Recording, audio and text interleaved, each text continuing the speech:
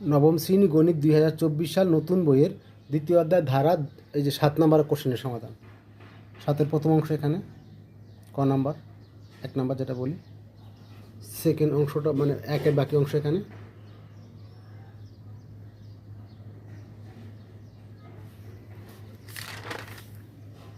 দুই নাম্বারটা সোজা এখান থেকে,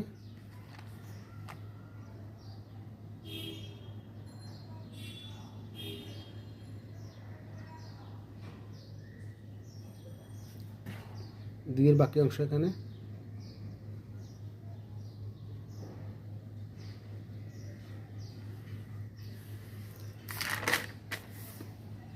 তিন নাম্বারটা এখানে, বাকি অংশ এখানে,